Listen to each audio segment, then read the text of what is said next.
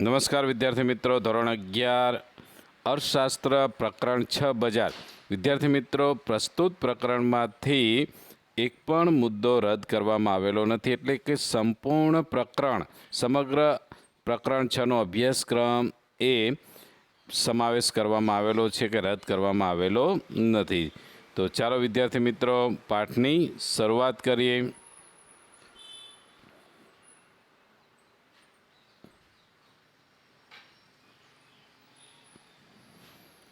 તો સર્વપ્રથમ પ્રસ્તાવનાથી જોઈએ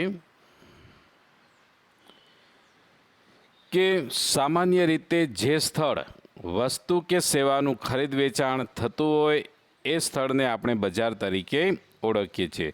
જે સ્થળ ઉપર વસ્તુ કે સેવાનું ખરીદ વેચાણ થતું હોય એવા સ્થળને આપણે બજાર તરીકે ઓળખીએ છીએ.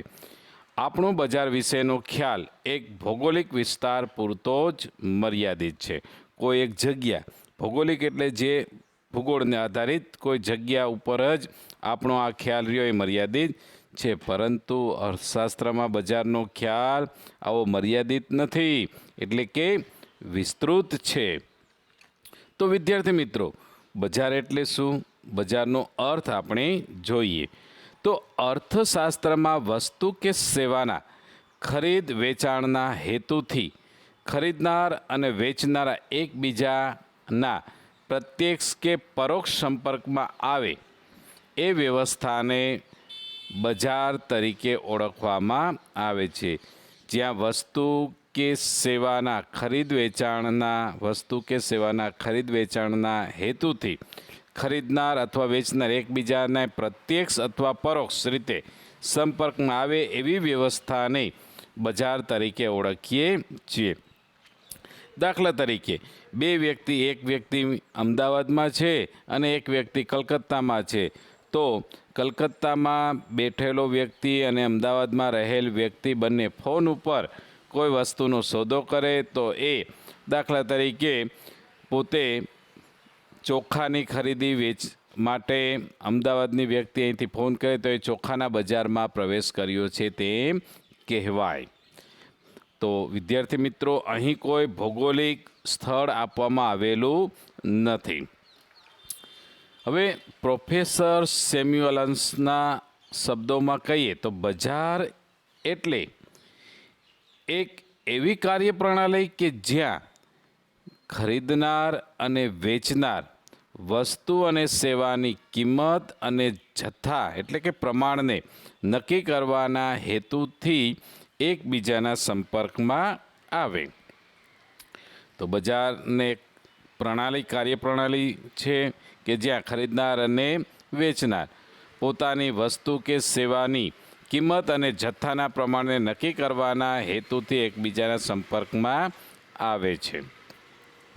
હવે જોઈએ બજારના ઘટકો અથવા તો બજારના લક્ષણો જેને કહીએ છીએ. તો વાસ્તવમાં બજાર વિશિષ્ટ લક્ષણો ધરાવે છે, જે પૈકી કેટલાક અગત્યના જે લક્ષણો છે જેની આપણે અહીંયા ચર્ચા કરવાની છે. તો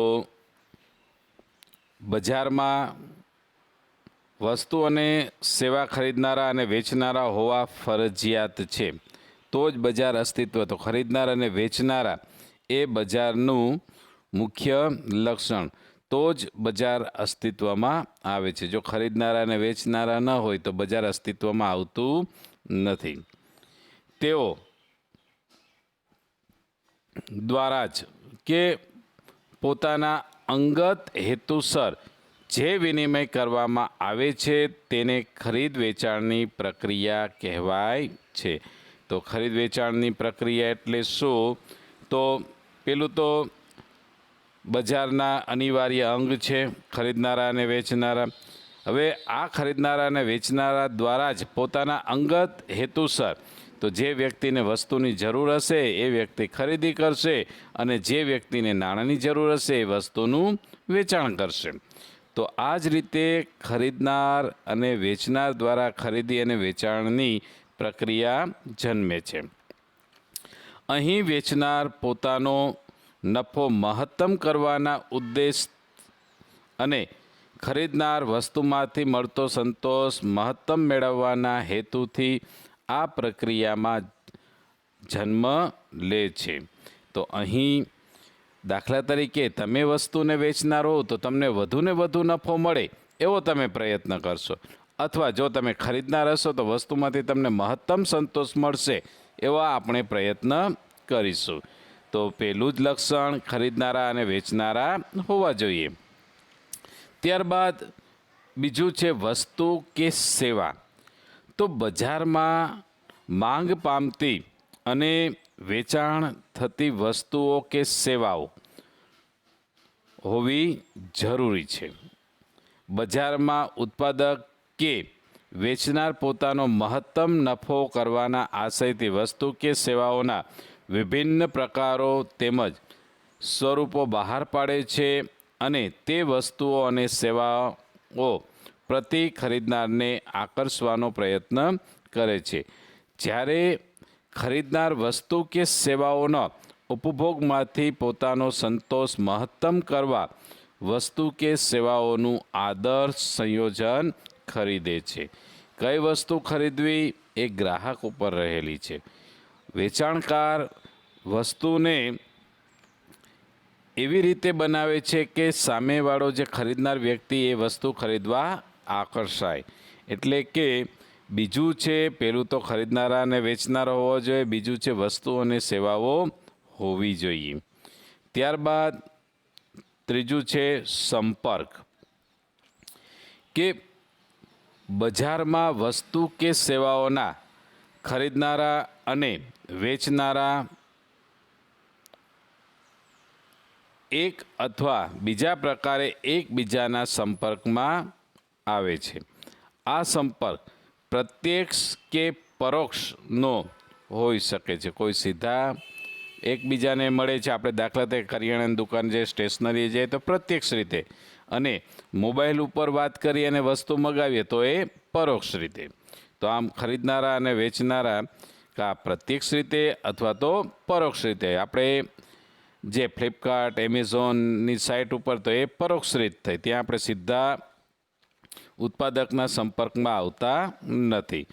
વર્તમાન સમયમાં ખરીદનારા અને વેચનારા એકબીજાના રૂબરૂ સંપર્કમાં આવે છે, અથવા તો નીચેની રીતે જે જુદી જુદી, તો એક ટેલિશોપિંગ કે ટેલિવિઝન દ્વારા અથવા ટેલિફોન દ્વારા આપણે એ વસ્તુ વિશેની માહિતી મેળવીએ છીએ અને એ વસ્તુની જાતે ખરાઈ કરી અને ટેલિફોન દ્વારા એ સેવાને ખરીદીનો ઓર્ડર આપીએ, જેને ટેલિશોપિંગ તરીકે ઓળખીએ છીએ.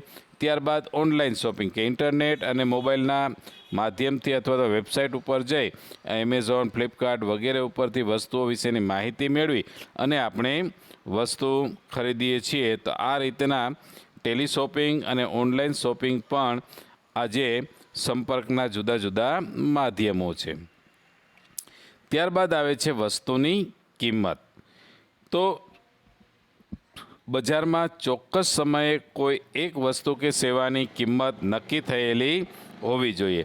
બજારમાં વસ્તુ કે સેવાની કિંમત વસ્તુ કે સેવાની માંગ અને તેના પુરવઠાના પરિબળો દ્વારા નક્કી થાય છે. જે અનુસાર બજારમાં વસ્તુ કે સેવાની કિંમત વસ્તુ કે સેવાની ખરીદનારાઓની માંગ અને વસ્તુ કે સેવા વેચનારા દ્વારા અપાતા પુરવઠા દ્વારા જ નક્કી થાય છે. તો બજારમાં વસ્તુની માંગ કેટલી છે અને વસ્તુનો પુરવઠો કેટલો છે, જેના આધારે વસ્તુની કિંમત નક્કી થાય છે. કોઈ પણ વસ્તુની કિંમત ક્યારે, તો કોઈ ચોક્કસ સમયગાળા દરમિયાન એ વસ્તુનો પુરવઠો કેટલો છે અને માંગ કેટલી છે, કે જેના આધારે એ વસ્તુની કિંમત નક્કી થાય છે. ત્યારબાદ છે બજારની સ્થિતિ અંગેની જાણકારી.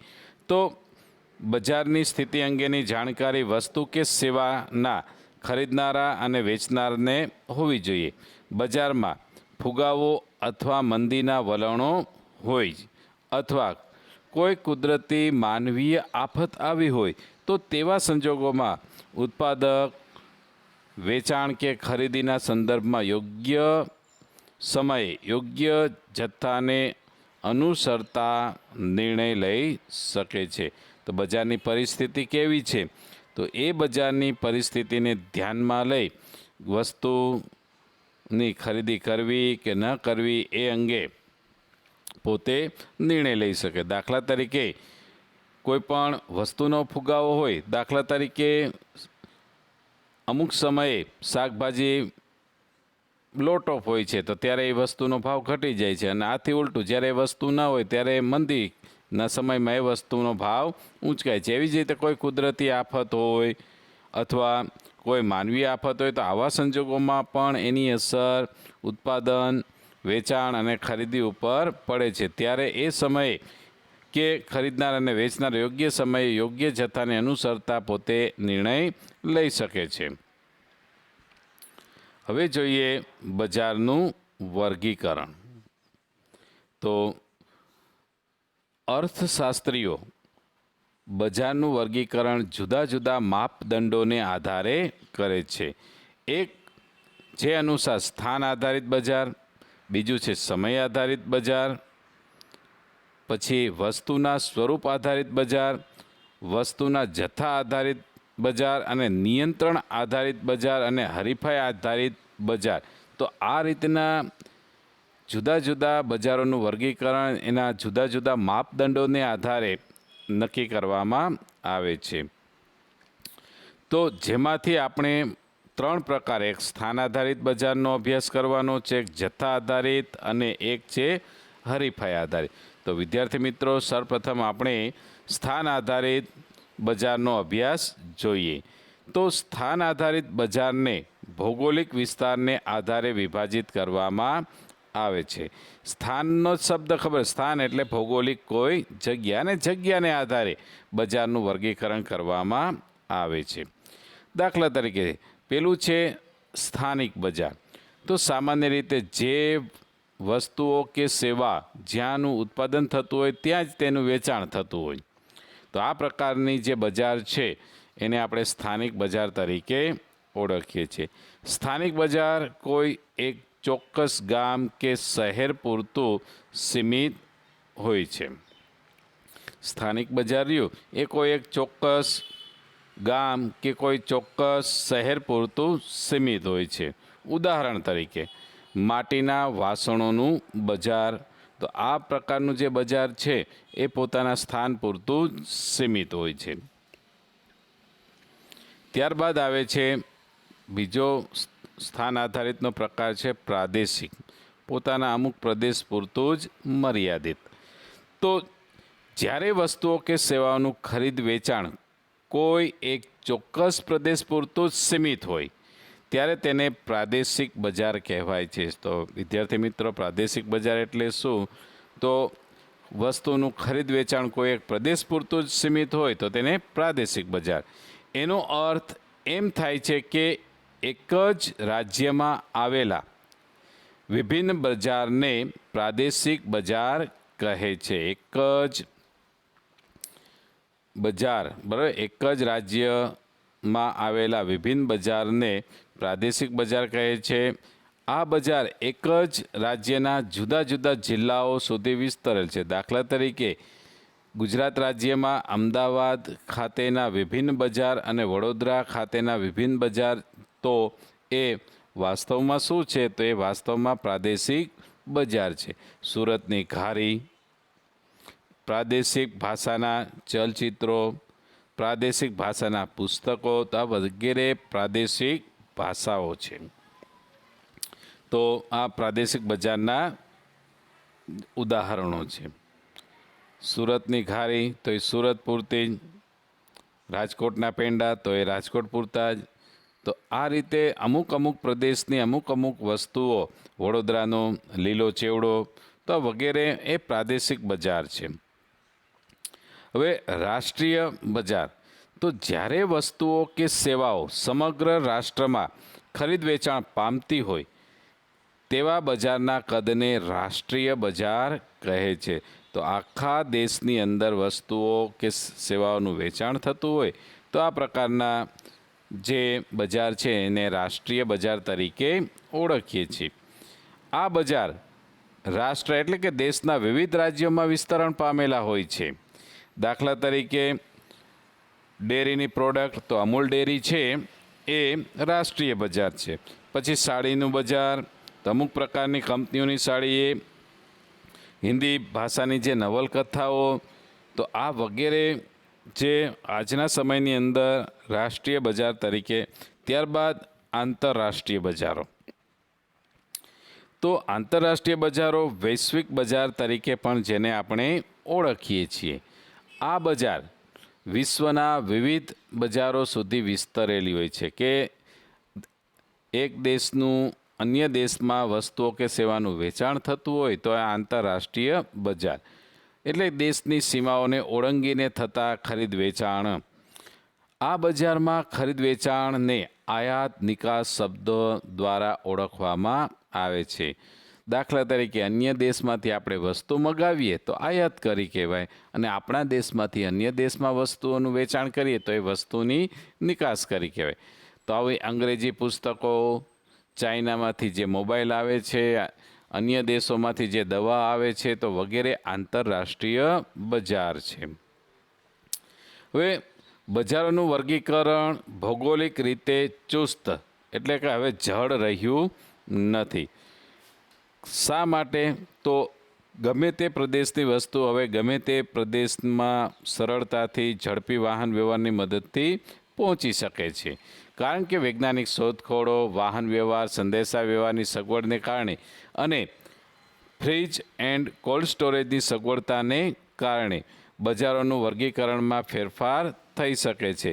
એકની એક જ વસ્તુ પ્રાદેશિક બજારની પણ હોય છે અને તે જ વસ્તુ રાષ્ટ્રીય બજારની પણ હોઈ શકે છે.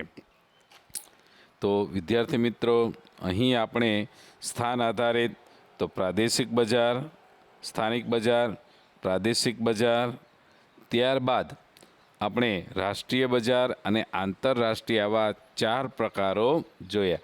વિદ્યાર્થી મિત્રો, ટૂંક નોંધમાં આવે કે સ્થાન આધારિત બજારનું વર્ગીકરણ કેટલી રીતે થાય?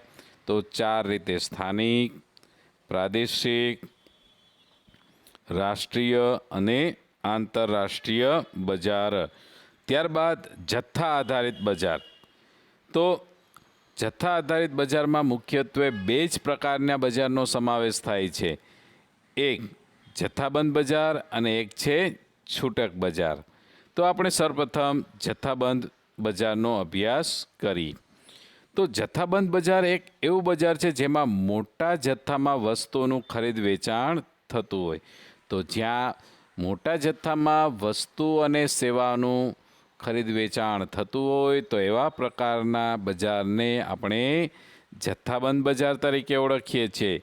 જથ્થાબંધ બજારમાં જથ્થાબંધ વેપારી ઉત્પાદક પાસેથી મોટા જથ્થામાં માલ ખરીદે છે અને તેને છૂટક બજારમાં વેપારીઓને વેચે છે. આમ આ બજારમાં છૂટક વેચાણ કરતા નાના નાના વેપારીઓ ખરીદનારા બને છે અને જથ્થાબંધ બજારનો વેપારી એ ઉત્પાદક અને ગ્રાહક વચ્ચેની મહત્ત્વની કડી છે. દાખલા તરીકે જથ્થાબંધ અનાજનું બજાર, તો એ ઉત્પાદક પાસેથી માલ લે છે અને ત્યાંથી છૂટક બજારની અંદર વેચે છે અને ગ્રાહક સુધી પહોંચતું કરે છે. એટલે જથ્થાબંધ વેપારી એ છૂટક વેપારી અને ઉત્પાદકને જોડતી કડી છે અથવા તો ગ્રાહકને જોડતી કડી છે. છૂટક બજારમાં વસ્તુઓનું ખરીદ વેચાણ નાના પાયે એટલે કે નાના જથ્થામાં થતું હોય છે. આમ છૂટક બજારના વેપારીઓ પણ બજારની અન્ય એક મહત્ત્વની કડી બની અને ગ્રાહકો સુધી વસ્તુઓ પહોંચાડે છે.